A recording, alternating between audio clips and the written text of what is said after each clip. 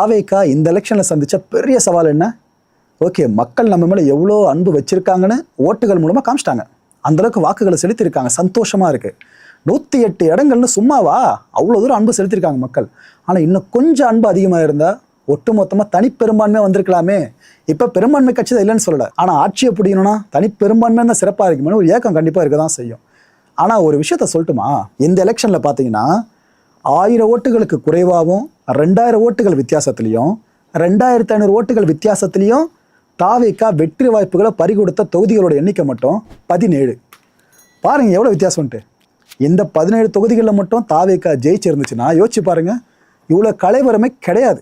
அவங்க தான் அறுதி பெரும்பான்மையாக ஆட்சியை பிடிச்சிருக்க முடியும். ஆனால் இந்த சின்ன சின்ன வித்தியாசம் எவ்வளோ பெரிய ஒரு பிரச்சனை மாதிரி உருவெடுத்து நிற்குது பார்த்தீங்களா?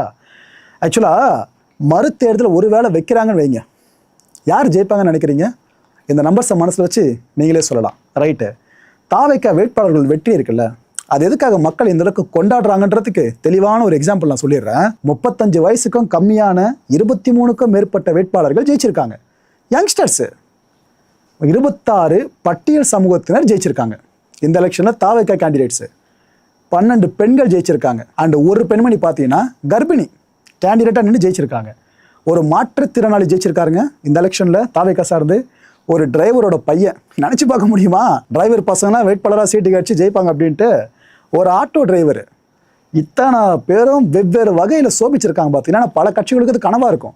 ஓகே, இத்தனை பட்டியலின மக்கள் ஜெயிச்சாங்கன்னா சிறப்பாக இருக்குமே, ஒரு 3 பேர் 4 பேர் இருந்தால் சூப்பராக இருக்குமே யோசிப்பாங்க. 3 பேர் 4 பேர் ராஜா, 26 பேர் வராங்கன்னா சாதாரண விஷயமாங்க. சமூக நீதி சார்ந்து பேசலாம், ஆனால் எத்தனை பேரெல்லாம் செஞ்சு காட்ட முடியும்? இதை செஞ்சு காமிச்சிருக்காங்க. தாவேகா பண்ண சைலண்டான சம்பவமே இந்த சம்பவம் தான். இதெல்லாம் தாண்டி ஒரு மேட்டர் சொல்லட்டுமா? இந்த முறை தாவேகா 233 தொகுதிகளை தான் போட்டியிட்டுச்சு. ஒரு தொகுதி போட்டியிட முடியல. எடப்பாடி தொகுதி இருக்குல்ல, அங்கே சுயேட்சை வேட்பாளர் ஒருத்தர் நின்னாப்புல. ஆனால் தாவேகா ஆதரவு பெற்ற ஒரே காரணத்தினால அவர் டெபாசிட் இழக்கலை. அவரை ஃபைட் பண்ணாப்புல நல்லா. அது யாரோட தொகுதி? பழனிசாமி அவர்கள் தொகுதி. அந்த தொகுதியில் நிற்கிறதுக்கு கட்ஸ் வேணும் மக்களே. நாங்கள் யாருனாலும் பழனிசாமி எதுவும் எதுவும் பண்ண முடியாது. ஆனால் கட்ஸோடு நின்று டெபாசிட் இழக்காமல் போனாங்க பார்த்தீங்கன்னா, பெரிய விஷயம். ஸோ தாவேகா ஆதரவு பெற்ற ஒரே காரணத்துக்காக டெபாசிட்டை இழக்கலை. இதுதான் உண்மை. இதெல்லாம் அக்குமுலேட் பண்ணி பார்த்தீங்கன்னா 234 தொகுதிகள்லையும் டெபாசிட்டை இழக்கலை தாவேகா வேட்பாளர்கள். சாதனைனா இப்படி இருக்கணும், அப்படி பண்ணியிருக்காங்க.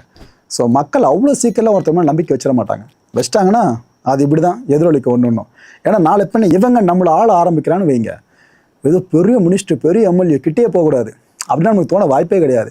ஈஸி ஆக்சசபிளாக இருக்கும். இதைத்தான் மக்கள் விரும்புகிறாங்க. சும்மா எலெக்ஷன் டைமில் மட்டும் மக்கள் வீடுகளுக்கு வீடு போய் பார்த்துட்டு அந்த ட்ராமா தேவையில்லை. இதுக்கப்புறம் அரசியல் இது இந்த ஜென்ரேஷனோட முடிஞ்சிட்டு போட்டுமே.